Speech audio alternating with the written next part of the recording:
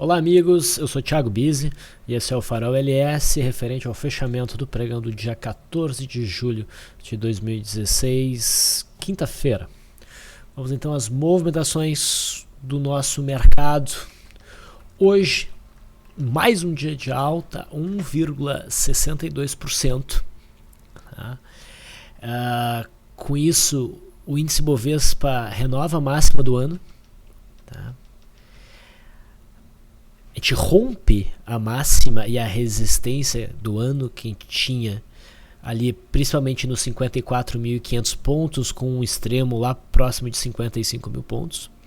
E agora o próximo patamar importante de resistência que nós temos fica por volta dos 58 mil pontos. Depois disso, o topo de 2014 próximo a 62 mil pontos. Okay? Reparem também que com este movimento, o mercado rompe esta LTB, né? LTB de um canal de baixa primário. Então, são bons sinais. Bom, o mercado já apresentava um nível de sobrecompra significativo, né, alguns pregões atrás, e com essa alta de hoje, isso inclusive se intensifica. Tá? Então, nosso mercado está numa zona muito perigosa para iniciar compras. A gente tem que começar a proteger posições. Há pouco, né, a gente teve o teste aqui da faixa de resistência no dia 12. A gente achou que era um pouco prematuro para vendas. De fato, o mercado subiu mais esses dois pregões. E a gente ainda não tem sinal de venda, tá, pelo gráfico do índice Bovespa. O candle que fechou hoje continua sendo um candle de força. Tá? No entanto, se a gente for ver, vamos olhar aqui o gráfico do mini índice, o gráfico diário do mini índice, a gente percebe que a gente já não tem um candle que inspira força compradora. O dia foi de alta? Foi, mas ele não foi dominado pela força compradora. A gente tem aí um candle preto, um candle que tem uma conotação baixista, mas que precisa ser confirmado pela perda da sua mínima. Eu acho que são boas as chances do mercado iniciar um movimento corretivo a partir, então, da sexta-feira. Tá? Mas ainda não é um sinal gritante, ok? E eu quero voltar agora para o gráfico do índice Bovespa e dizer o seguinte: o cenário agora pode estar mais sobrecomprado, ok? Do que até poucos dias, poucos pregões atrás. Mas agora o cenário é mais altista. Okay. A gente teve o rompimento dessa faixa de resistência e o rompimento foi firme, teve volume. Então isso nos sugere que o rompimento é para valer e que o mercado vai continuar subindo, o que não significa que ele não possa corrigir agora, tá?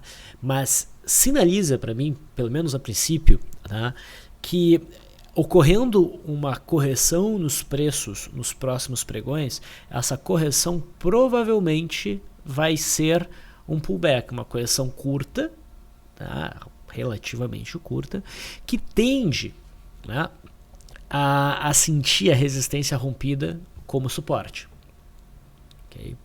Não me parece provável que o mercado venha fazer uma correção significativa, talvez voltando aqui para a faixa dos 51.600, né, que foi a última resistência que nós rompemos. Eu acho isso um pouco improvável. Pode acontecer, vamos ver como é que vai ser o andamento.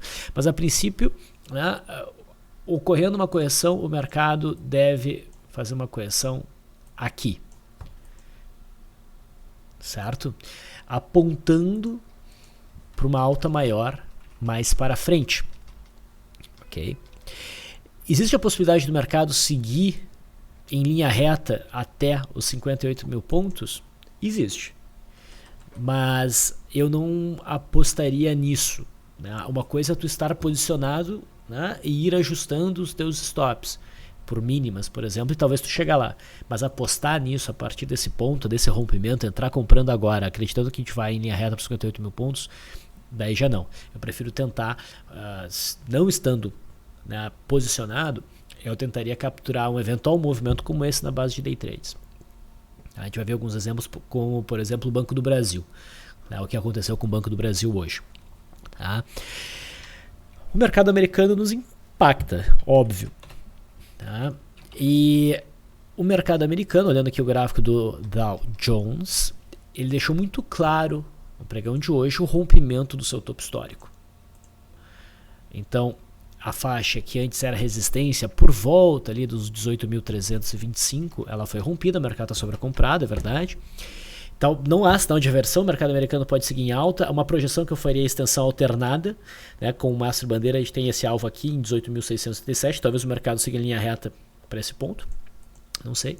Mas o ponto é que no momento que o mercado corrigir, que o mercado americano corrigir, provavelmente vai ser uma correção também para fazer um processo de pullback, se apoiar em resistências prévias rompidas para tentar buscar patamares mais altos. Tá? Então a gente tem o próprio topo histórico aqui, que pode segurar os preços, ou se o mercado, numa eventual correção, perder esse patamar, a gente tem o topo que é mais recente no tempo, que também é importante. O que preocuparia seria um violento rompimento dessa zona para baixo, daí as coisas começam a ter que ser reavaliadas. Mas por enquanto, o cenário do mercado americano é bem altista, tá? E bem parecido com o nosso. O mercado está sobrecomprado a curto prazo, pode até seguir em alta, mas essa alta não deve ter vida longa.